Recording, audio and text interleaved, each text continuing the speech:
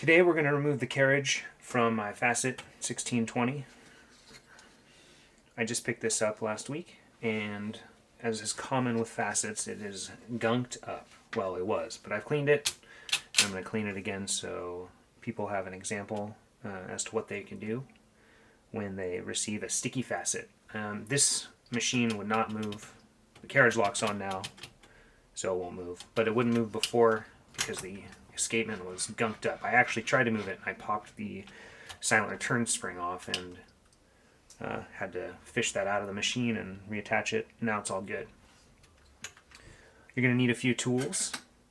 More importantly, I want to thank our sponsors for today, my Yeti mug filled with coffee, my IBM toaster, and a bottle of water. We're going to use a few tools, preferably a hollow ground screwdriver like this one from Chapman Manufacturing, one or two spring hooks, determination, grit, and patience.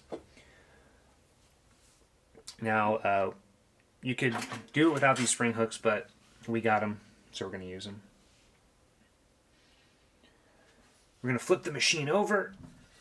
We're going to have a look at these two sets of 4 screws. The outer screws allow you to remove the machine from the shell, but the inner screws allow you to access the inside, and we're going to use that to remove this little spring right here.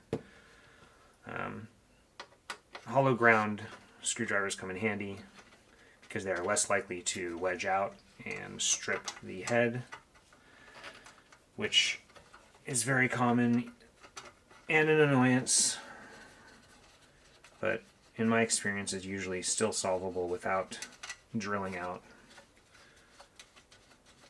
the screw. Make sure you put these out of the way, preferably someplace you can knock them around and lose them. Lord knows I've done that enough. The carriage removal on these machines is actually really easy. It's one of the easiest. Hermes and Alpina's also being quite easy for portables, at least. So we have this off, set it out of the way, and I'm going to show you closer. You can see the inside. We are going to remove this spring right here, and you want to remove that. I'm not even going to use my spring hook. Now, you could lose it easily, so make sure you take it off and put it out of the way. Without that, the escapement rocker doesn't really work. It needs pressure. Flip the machine back over. From this point, you want to try and use the carriage release levers to move this, otherwise it's going to be a nightmare. So there are 3 screws on either side of the machine. The top and the bottom screw are what you want to remove to release the carriage. The middle one has like an eccentric nut that's used for adjustments. If your machine's fine, don't touch that. Make note of where it is on both sides. I don't know if I can show you. So you avoid... Now this should probably be adjusted to the outside or the inside, because theoretically you could not be able to... you could, with only one side adjusted, you could still misalign this, but I already took note of where it was. Alright, let's see. So again, scalloped or hollow ground screwdriver is wonderful for this. Spring hooks are great for this. And microfiber cloths are also great for this. You want to remove that spring, because this spring, the escapement rocker spring, because if you don't, when you get this off and you pull up, you'll stretch that out and it will ruin the spring. Can't quite see what I'm doing here. Now, you don't want to ruin that spring, but if you do, you can find a replacement. You can just say it's been customized, and you can sell it for even more if you're going to sell the machine. This is awkward from this angle. I usually do it differently, but just like in porn, sometimes you gotta take one for the team. Try something new. All right, so that's been removed. I'm just gonna lift up. The whole back end comes out, and there you have the escapement, the backspace lever, the rocker, all kinds of dogs. I don't really know why they call them dogs, and it makes me feel weird to say it, so I'm not going to say dogs. Put that out of the way. Okay, so here we can see this is the star wheel. This is what's going to be gunked. I mean, it could also be this dog right here. Pretty much everything and anything can be gunked. But this pivots and allows this to move. What you want to do is just take some kind of dropper or applicator, a couple of drops in there, in this little hole. You could even get this behind here and just put a couple drops down there. Use the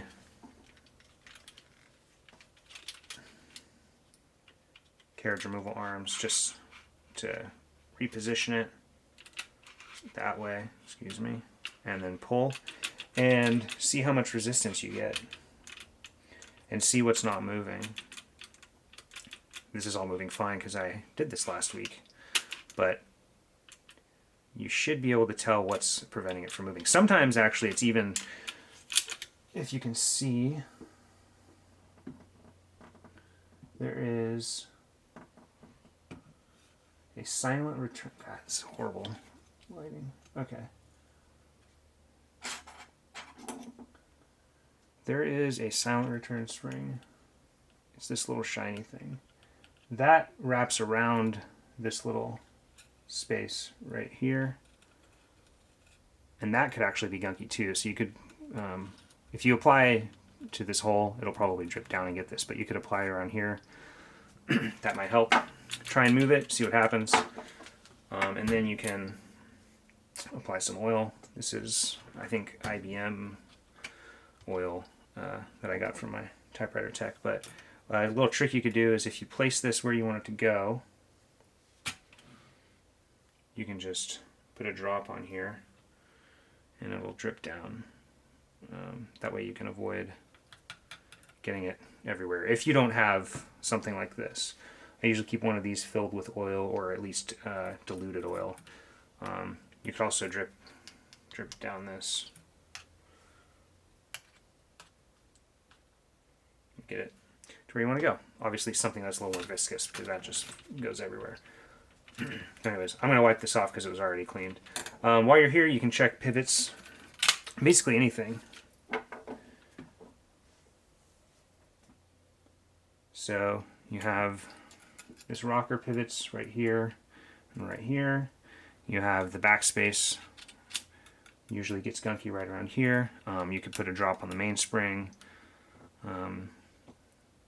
And that's typically, you know, technically everything that pivots can be flushed. But this one didn't need that. It was mainly just that was seized up. Once you get that moving,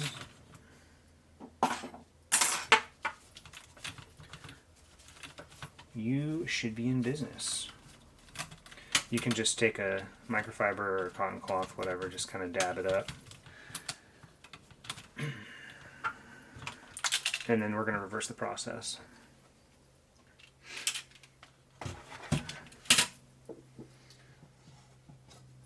Get the machine back.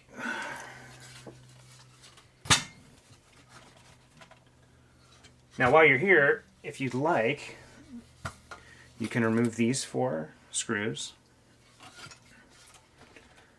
and just pull the shell off gently, making sure it doesn't catch on anything. Take that off first, obviously. It just pulls right up. And then you can clean the inside, flush the segment. A lot of times on facets, the ribbon spool advanced system is all gunky, so you can spin these. They should spin freely. The ribbon lifter should not be gunky, should be springy. So you can just address that if need be. But once you're done, let's throw her back on here.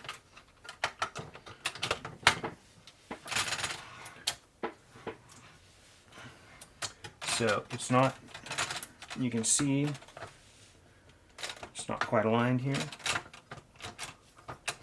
Okay, now we're good.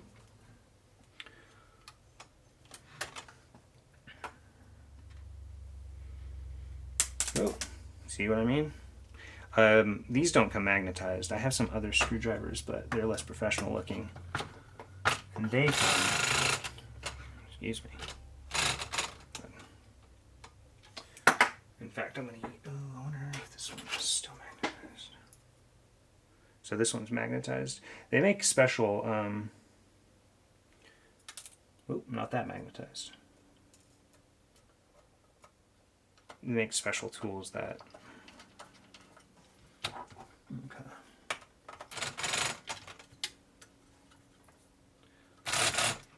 Whoop. Power space.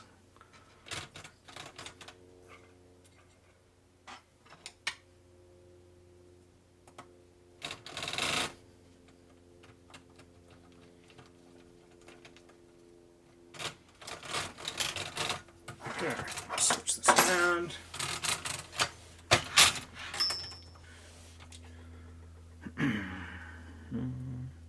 These are great long screwdrivers. They aren't hollow ground, so they're not as nice to use. So I'm only going in about, I don't know, 90%. They're not, these aren't fully screwed down. I'm gonna test it.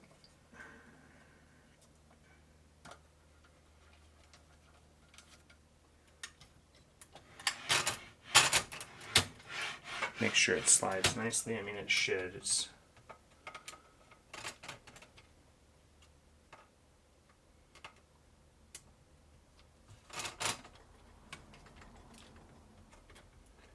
all self-contained, so shouldn't have any issues if it's on there and the holes lined up. Tighten those. You need to over-tighten those. They'll be fine. Now it's okay to place this here. We're going to reattach this guy. There's a small hole. Boom. So there is a small hole on that rocker, and then you just stretch it out and put it around the this little post.